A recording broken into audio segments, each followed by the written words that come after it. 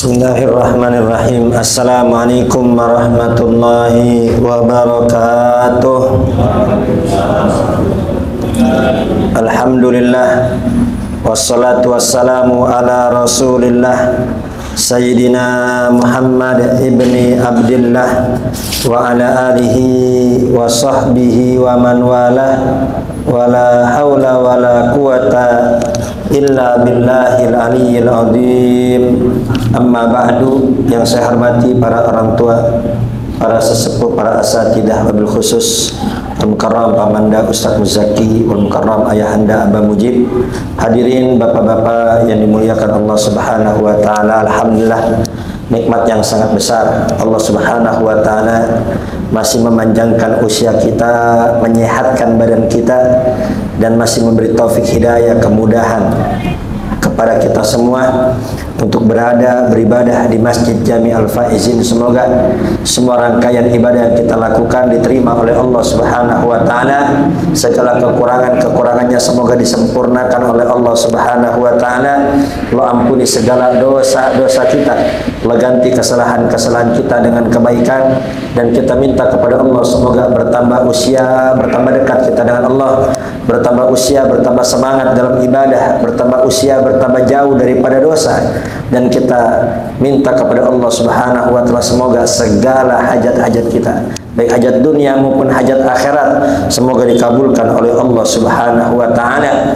Allah berikan kita rezeki yang banyak, yang berkah, dimudahkan haji, umrah, ziarah makam Nabi besar Muhammad sallallahu alaihi wasallam, dan semoga putra-putri kita dijadikan putra-putri yang saleh wassalehah, tumbuh menjadi anak yang cerdas, yang pintar, menjadi ahlus sujud, menjadi ahlul Quran, dan keluarga kita yang belum ibadah semoga dimudahkan untuk ibadah, yang masih terjebak dalam kemaksiatan semoga diberikan jalan kembali ke jalan yang diridhai oleh Allah Subhanahu wa taala.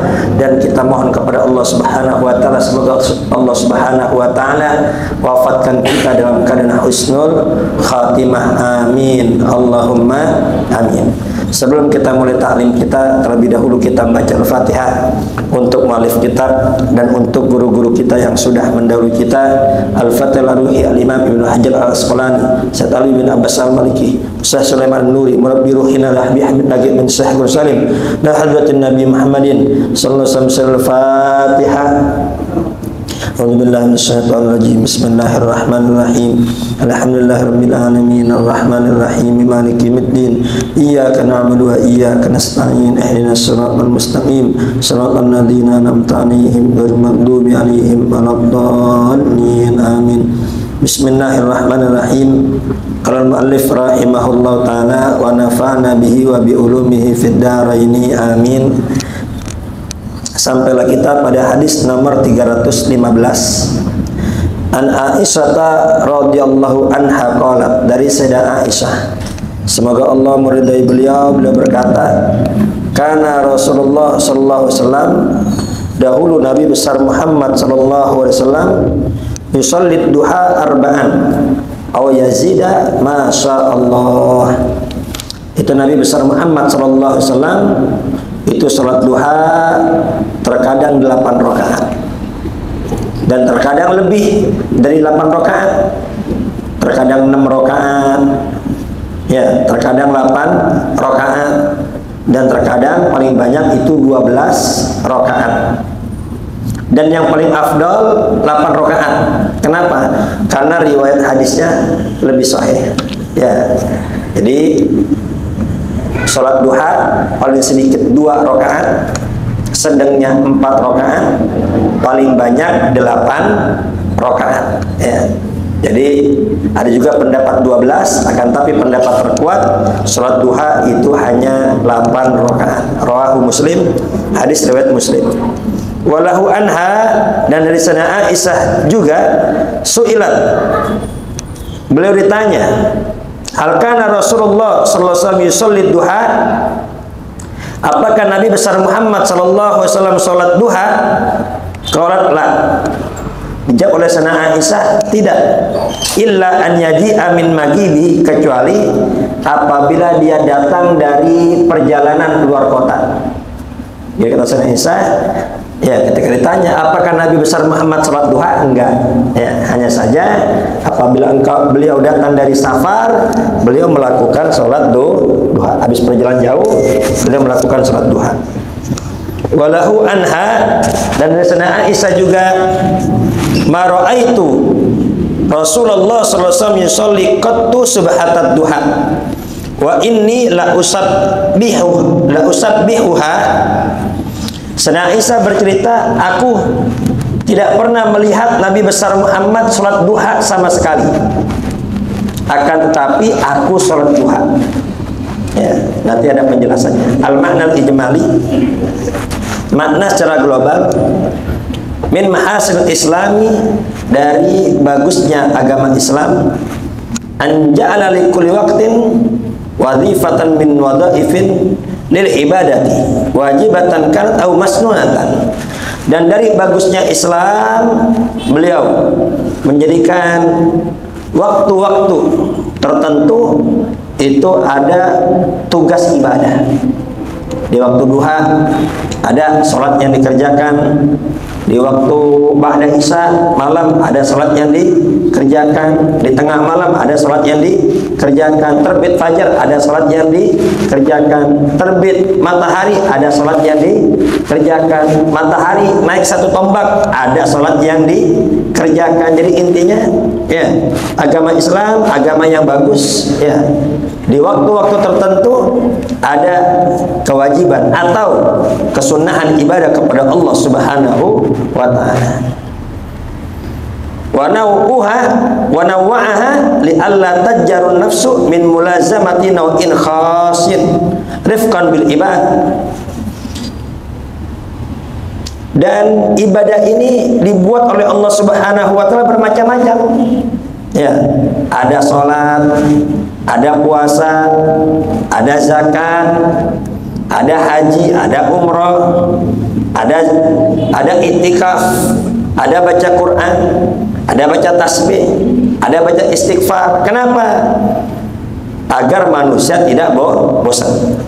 Kalau ibadah cuma satu aja bentuknya, maka akan bosan. Akan tapi, ya, Allah zat yang maha mengetahui itu sangat paham. Ini manusia ciptaannya punya sifat bosan, punya sifat jenuh.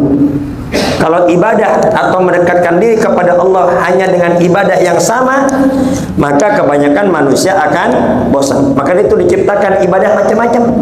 Ya, bisa sholat, bisa puasa, bisa sedekah, bisa haji, bisa iktikaf, bisa umroh, bisa baca Quran. Ya, itu semua pahala di sisi Allah Subhanahu wa ta'ala. Ya. Kenapa? Kalau Allah buat ibadah macam-macam, dikarenakan bentuk kasih sayang Allah kepada manusia. Kalau ibadah cuma satu saja, maka niscaya akan berat untuk melakukannya. Sama seperti wirid.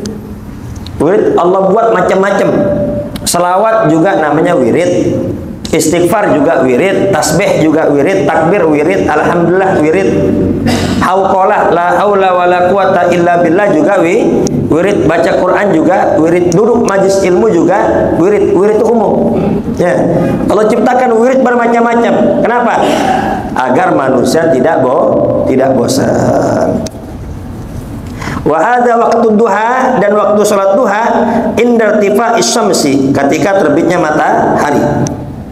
Ya, terbit matahari sekitar satu tombak, maka sudah masuk waktu duha. Ya. Seperti sekarang, ya. Sekarang ini isyraq jam 6 kurang. Maka Jam 6 sekitar 15 atau 20 menit dari situ itu sudah masuk waktu duha. Jadi 15 menit atau 20 menit dari waktu isyraq terbitnya matahari sudah masuk waktu sholat duha. Ya. Paling sedikit duha 2 rakaat sebagaimana ditunjukkan dalam hadis Nabi besar Muhammad sallallahu alaihi wasallam. Wa qad dalla ala masru'iyyatiha qauluhu wa fi'luhu sallallahu alaihi wasallam. Dan apa dalilnya? Dalilnya langsung perbuatan dan ucapan Nabi besar Muhammad sallallahu alaihi wasallam. Jadi Nabi besar Muhammad bersabda memerintahkan kepada kita semua untuk salat duha dan Nabi besar Muhammad juga mengerjakannya. Jadi dalil salat duha itu langsung ucapan Nabi dan juga langsung perbuatan Nabi besar Muhammad sallallahu alaihi wasallam. Wa ma warada fi hadits Sayyidah Aisyah min inkariha. Ya, adapun hadis riwayat Sayyidah Aisyah yang mengatakan salat duha itu tidak pernah dilihat oleh beliau. Beliau berkata, aku sama sekali nggak pernah ngelihat Rasul salat duha, tapi aku ngerjain. Ya, kalau untuk ngelihat, aku nggak pernah ngelihat Nabi sama sekali untuk mengerjakan sholat duha. Tapi aku sendiri pribadi mengerjakan sholat duha.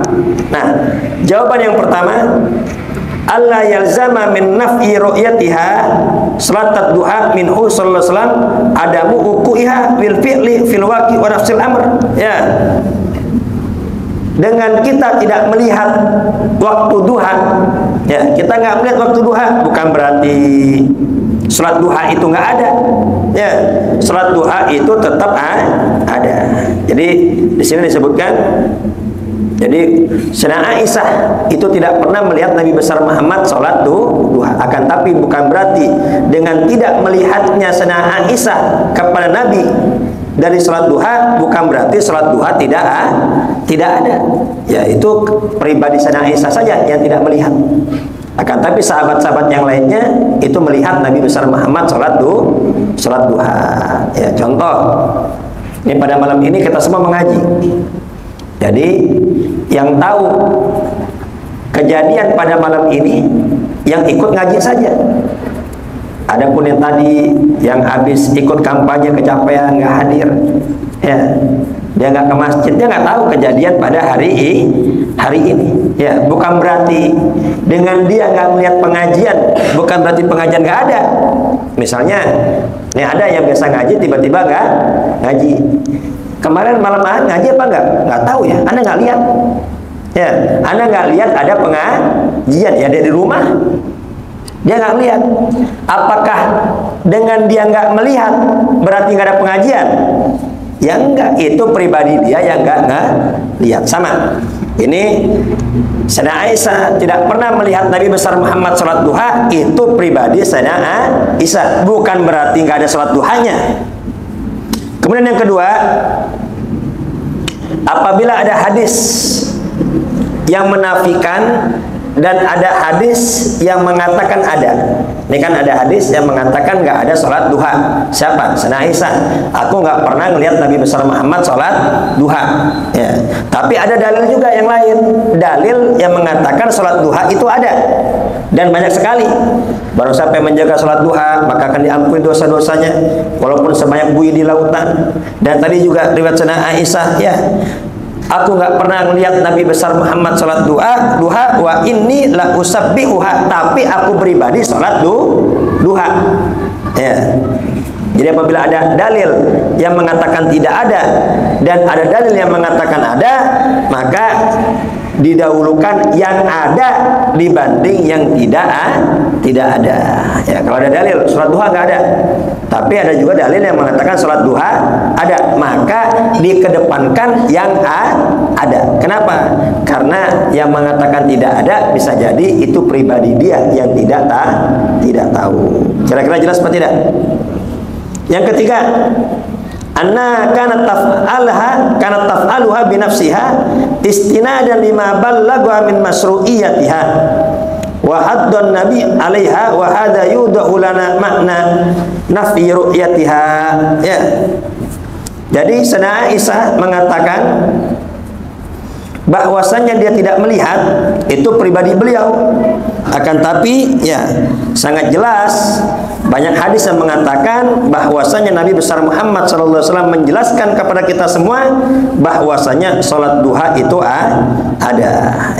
Dan juga ada yang menjelaskan, nah, aku tidak pernah melihat Nabi sholat duha. Maksudnya aku tidak pernah melihat Nabi terus menerus sholat duha. Ya, akan tapi terkadang sholat duha, terkadang tidak. Tapi untuk melihat terus menerus, aku nggak pernah.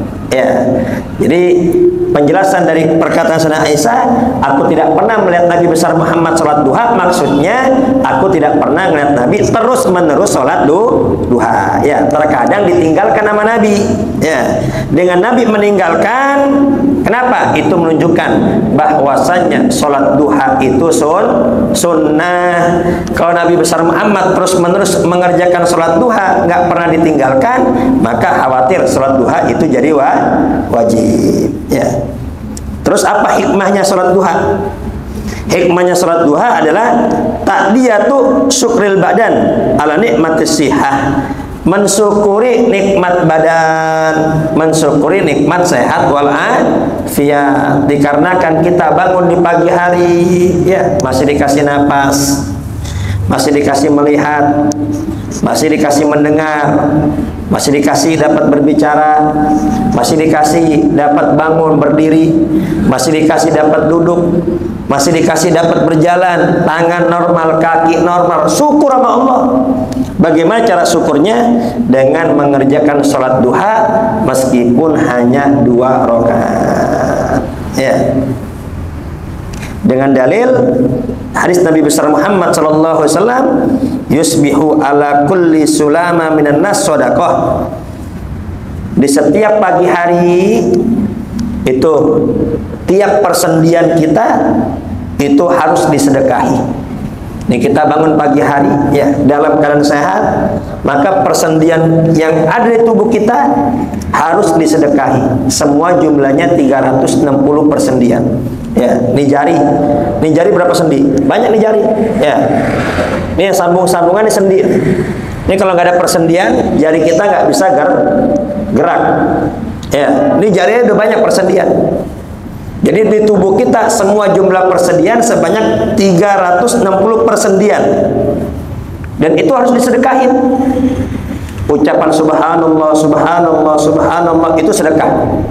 Ucapan alhamdulillah, alhamdulillah itu sedekah. Ucapan takbir Allahu akbar, Allahu akbar sedekah. Istighfar juga sedekah. Sholawat juga sedekah. Harus sampai 360. Ya.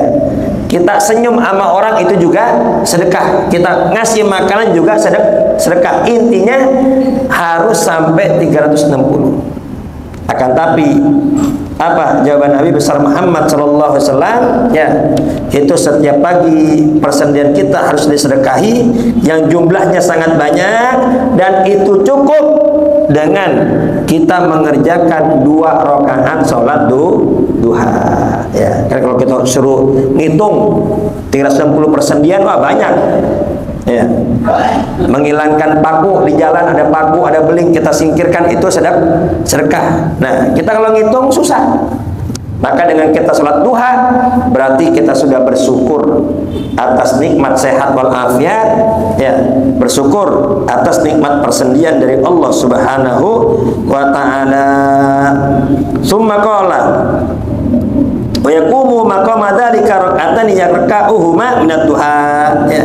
Jadi setiap pagi, setiap persendian kalian harus disedekahi, dan itu semua cukup dengan mengerjakan sholat duha meskipun hanya 2 rakaat. Wa min fawaidiha, dan di antara faidah keutamaan sholat duha, annaha tukfarud dzunub as-shaghair, itu dapat menghapus dosa-dosa kecil. Sebagaimana Nabi besar Muhammad SAW bersabda, man hafadha ala saf'atid duha ghufirat dunubuhu wa in kanat mithla zabil bahri. Ya, barang siapa yang menjaga, yang rutin, nggak pernah tertinggal salat duha, maka akan diampuni dosa-dosanya meskipun sebanyak buih di lautan. Ya, buih, gelembung-gelembung, busa di lautan. Ada berapa banyak? Nggak terhitung. Ya, sebanyak itu pula dosa kita. Ya, apabila kita salat duha, menjaga salat duha, istiqomah salat duha, maka dosa-dosa kita akan diampuni oleh Allah Subhanahu wa taala. Ya. Dan juga di antara dalil salat duha itu Nabi besar Muhammad sallallahu alaihi wasallam wasiatun Nabi sallallahu alaihi wasallam Abu Hurairah. Itu Nabi besar Muhammad pernah ngasih wasiat kepada Abu Hurairah. Wasiat berupa apa? Ala yatruk raka'at duha akhrajahu fi sahihain. Ya. Abu Hurairah, jangan pernah kau tinggalkan 2 rakaat salat duha.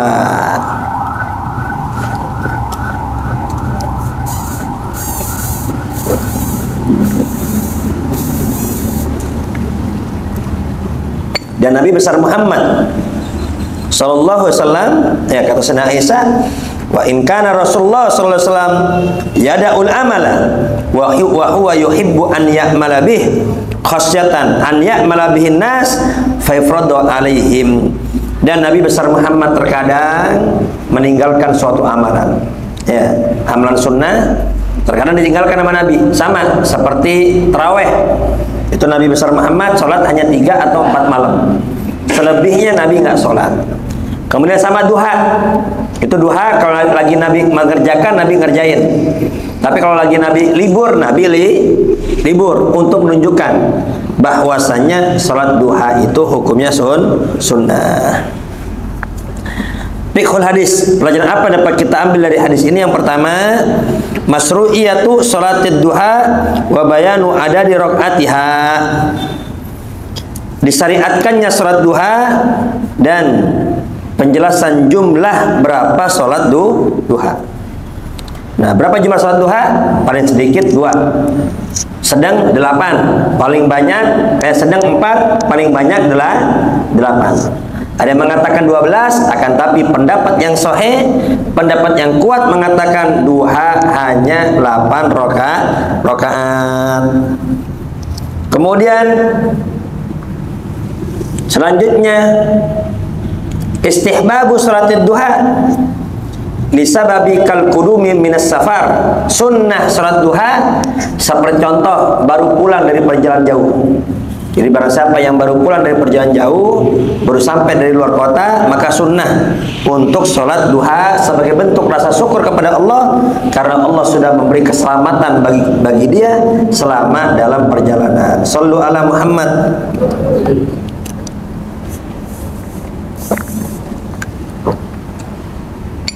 Maka alaihi Rasul sallallahu alaihi wasallam minas safaqah fi sholatid duha.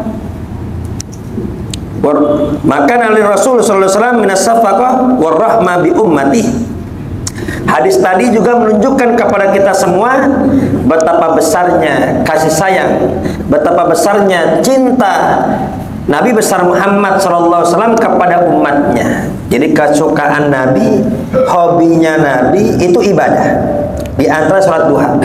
Tapi meskipun itu kegirangan Nabi, kesukaan Nabi, ya, sampai-sampai Nabi besar Muhammad kalau sudah tiba waktu adzan, Nabi berkata kepada Bilal, "Ya Bilal, arihni biha ya Bilal." Ya Bilal, hibur aku dengan salat wahai Bilal. Tenangkan aku dengan salat wahai Bilal. Ya. Akan tapi meskipun hiburan Nabi, kesenangan Nabi sholat, terkadang Nabi besar Muhammad meninggalkannya. Kenapa? Karena rasa cintanya, rasa kasih sayangnya kepada kita, khawatir kalau terus menerus dikerjakan oleh Nabi, maka itu khawatir jadi wajib dan akhirnya memberatkan umat. Ya. Baik, kita lanjutkan hadis 316. An Zaid bin Arqam radhiyallahu anhu, dari Zaid bin Arqam, semoga Allah Subhanahu wa taala meridai beliau.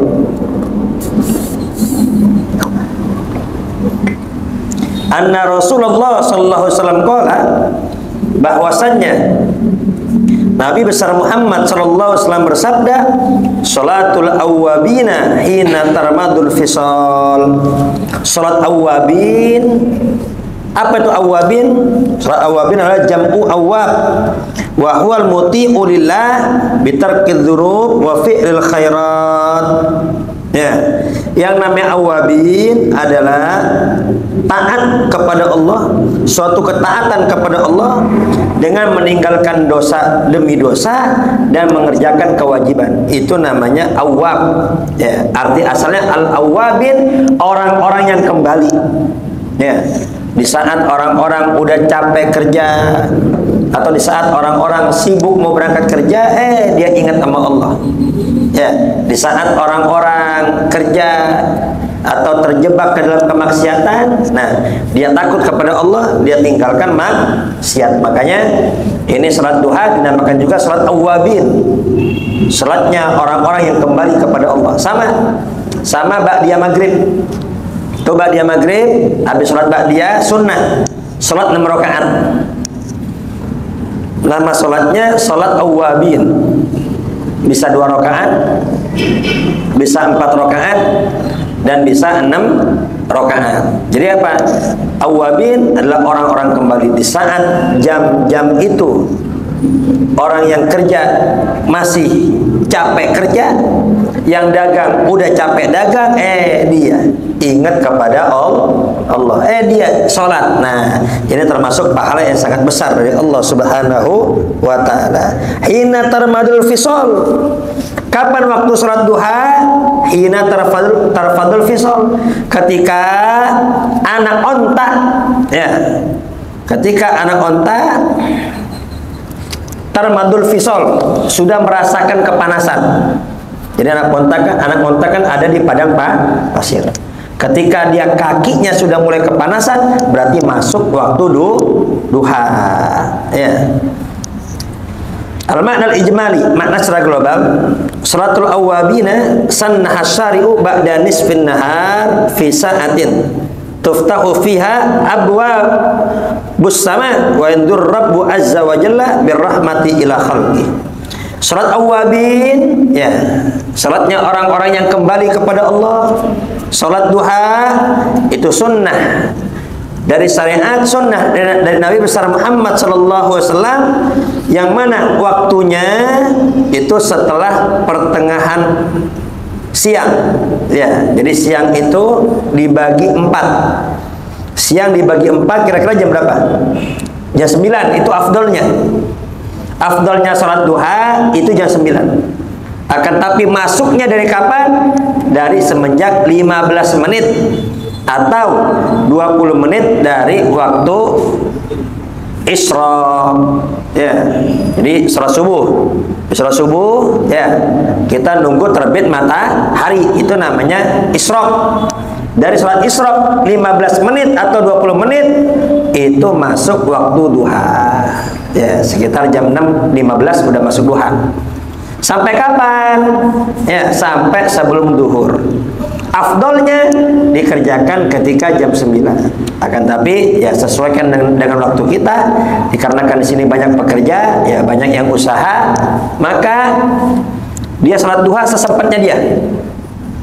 Kalau dia jam 9, jam 9 saya masuk kantor, nggak bisa. Ya udah, sebelum masuk kantor sholat duha. Nggak bisa saya.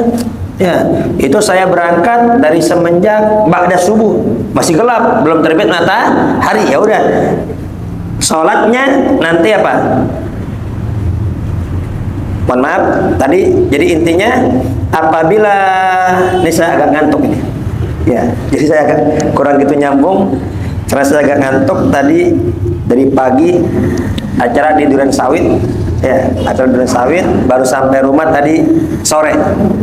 Dan sore ada tamu, ya, sampai jam 5. Ya, dari tadi saya agak ngantuk ini. Ya, baik.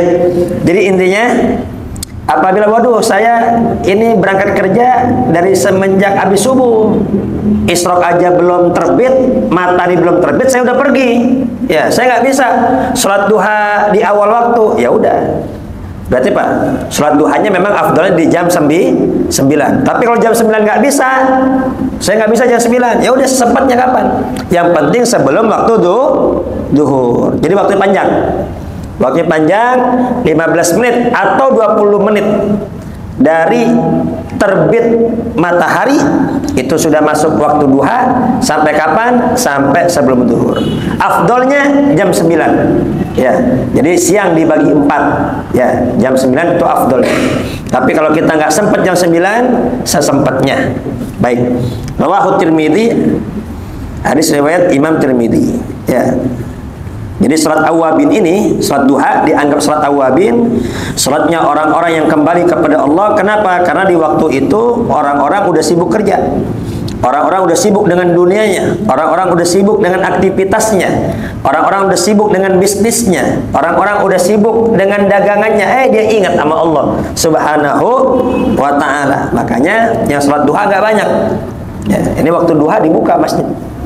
Akan tapi yang sholat, yang duha nggak banyak. Kenapa? Ya, makanya disebut sholatul awwab, sholatnya orang-orang yang kembali kepada Allah di saat orang-orang lupa. Ya. Dan di saat itu juga tuftahu fiha abwabus sama, dibuka pintu-pintu langit oleh Allah Subhanahu wa ta'ala. Wa yandur rabbu azza wa jalla birrahma ila khalqi. Dan Allah Subhanahu wa ta'ala di saat itu memandang makhluknya dengan pandangan penuh rahmat, kasih sayang dari Allah Subhanahu wa ta'ala. Faistamtirul musalli sahbar rahmar rabbaniyah fi waqtir ridha. Dan di saat itu orang yang sholat itu mendapat hujan rahmat dari Allah Subhanahu wa ta'ala. Jadi bukan dapat rahmat lagi, itu hujan rahmat.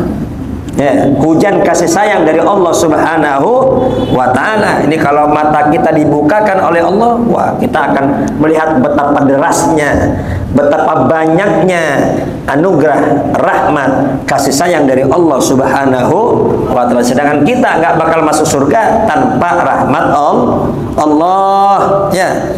Dan itu waktu Allah ridho. Itu waktu Allah ridho, itu waktu duha. Ya. Itu afdolnya jam 9, itu waktu Allah ridho. Sebaliknya, ya, ketika matahari menguning mau maghrib, itu waktu Allah murka. Ya, makanya nggak bagus nguburin sore-sore, kecuali kalau darurat. Ya, nguburin sore-sore, ya, itu kalau bisa siang sudah dimakamkan. Akan tapi apabila ada satu dan lain hal nggak bisa dimakamkan sebelum asar, mau tidak mau habis asar, maka ya sudah. Ya, kalau ada hajat maka hilang kemakruhan. Tapi diharapkan apa? Diharapkan kita ketika memakamkan jangan di waktu tersebut. Kenapa? Karena waktu sore tersebut habis asar, ya, terutama mendekati maghrib, itu waktu Allah sedang murka. Kenapa? Karena di waktu-waktu tersebut penyembah matahari pada nyembah matahari. Ya, ya, penyembah bulan pada nyembah bulan. Jadi ketika matahari terbit, habis subuh nggak ada sholat. Kenapa habis subuh nggak ada sholat? Dikarenakan ketika matahari akan terbit itu ada penyembah matahari. Sama ketika matahari mau terbenam, maka itu termasuk apa? Dua waktu Allah murka, makanya nggak ada sholat. Habis subuh tidak ada sholat ba'diyah, habis asar tidak ada sholat ba'diyah. Makanya diharapkan sholat jenazah jangan habis asar, diharapkan. Kalau bisa jangan habis asar kalau nggak kepepet. Ya. Terutama mendekati maghrib. Ketika mendekati maghrib itu waktu Allah sedang murka. Ya. Sebaliknya tadi nih waktu duha itu waktu Allah sedang ridho. Ya, bahkan kalau kita sholat di waktu tersebut kita akan dihujani oleh Allah dengan hujan rahmat. Wa yarji'u ila maulahu ta'iban min dzanbih. Maka dari itu marilah kita kembali kepada Allah, bertobat dari dosa-dosa kita. Nadiman ala tafritihi, menyesal atas keteledoran kita, menyesali atas kekurangan kita, menyesali atas kesalahan-kesalahan kita. Ya Allah, kenapa dulu saya berbuat dosa itu?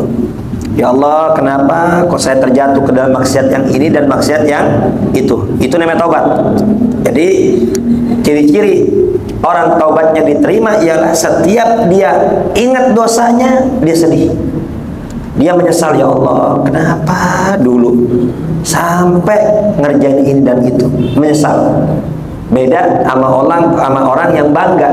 Ya, saya mah udah puas. Waktu muda mah saya semua udah saya cobain. Ya, sekarang saya udah tinggal tobatnya doang. Itu mah belum tobat itu. Ya, selagi dia masih bangga dengan dosanya, itu belum tobat. Jadi kita tobat menyesal sampai kapan atas perbuatan dosa? Sampai kapanpun. Meskipun itu udah puluhan tahun kejadian, setiap kita ingat kita harus menyesal, sedih, takut kepada Allah. Ya Allah, kenapa dulu terjatuh kepada itu? Ya, jadi selalu menyesal. Maka itu dosa jangan dicerita-ceritain ke orang, nggak boleh. Jadi dosa cukup antara kita dengan Allah Subhanahu wa Ta'ala. Ya, baik. Kemudian pelajaran apa dapat kita ambil dari hadis ini? Ya, hadis ini menunjukkan kepada kita bahwasanya sholat duha juga dinamakan sholatul awwabin, sholat yang kembali kepada Allah Subhanahu wa Ta'ala. Waktu berapa menit lagi? 3. Kita lanjutkan hadis nomor 317.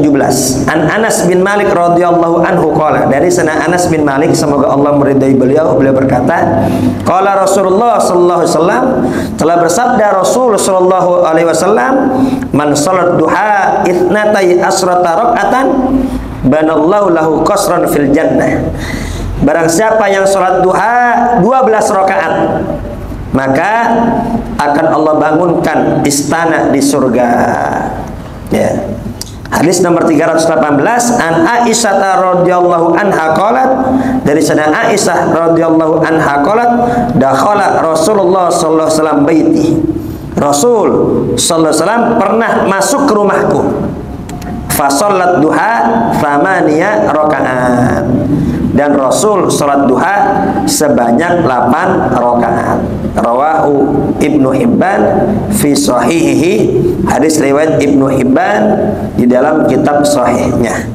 Al-makna al-ijmali, makna secara global, bayana sallallahu alaihi wasallam anal muwadziba ala salatid duha yabnillahu lahu qasran fil jannah. Hadis ini menjelaskan kepada kita barang siapa yang rutin istiqomah salat duha, maka akan Allah bangunkan istana di surga. Maka ini cukup keutamaan, cukup sebagai kelebihan dari salat duha. Dan kebanyakan dari ulama Syafi'iyah mengatakan salat duha paling banyak 8 rakaat. Karena 8 rakaat ini hadisnya paling lebih sahih dibanding riwayat 12. Jadi yang mau menjalankan 12 monggo.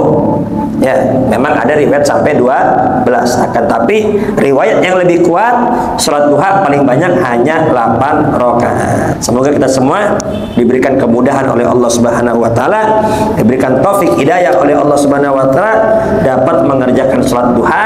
Dan Nabi besar Muhammad bersabda, la faqra ma'ad duha wala ghina ma'az zina. Tidak akan fakir orang yang rutin salat duha, ya, dan tidak akan kaya bersama zina.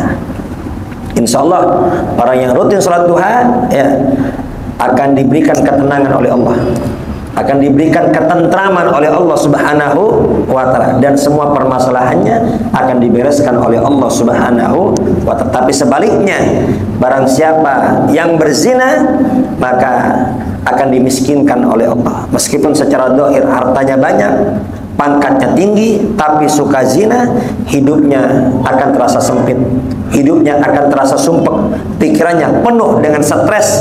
Na'udzubillah, tsumma na'udzubillahi min dzalik. Dan ini kata-katanya bukan ma'azzani, la faqra ma'azzani, bukan. Tidak akan fakir orang yang berzina, tidak. Nabi tidak menyebut seperti itu. Tapi la faqra ma'azzina, tidak akan fakir, la ghina ma'azzina, ya, tidak akan kaya bersama zina. Bukan tidak akan kaya orang yang berzina, bukan, tapi tidak akan kaya bersama zina. Artinya apa? Artinya imbas apesnya 40 rumah kanan, 40 rumah kiri, 40 rumah depan, 40 rumah belakang. Jadi kalau ada orang yang kumpul kebo, ada orang yang zina, yang apes, yang fakir bukan yang zina doang, tapi tetangga 40 kanan, kiri, depan, belakang itu kena imbasnya. Maka jangan diam. Kalau ada yang kumpul kebo jangan diam. Lapor RT, kumpulin para sesepuh, usir. Ya, harus tegas ya, atau langsung nikahin ya, agar apa? Agar kita tidak kena dampak apesnya. Baik, mungkinnya ini mohon maaf nih Pak ya, ini kalau agak kurang nyambung ya, ini saya dari tadi nahan ngantuk ini ya, malam kurang tidur ya, pagi acara ya, tadi asar saya baru sampai rumah. Baik, semoga kita semua mendapat ilmu yang manfaat, mendapat ilmu yang barokah. Allah berikan kita taufik hidayah, kemudahan untuk sholat duha. Dan alhamdulillah ini kitab Ibadatul Ahkam juz 1 selesai. Nanti kita akan pindah ke juz yang kedua ya.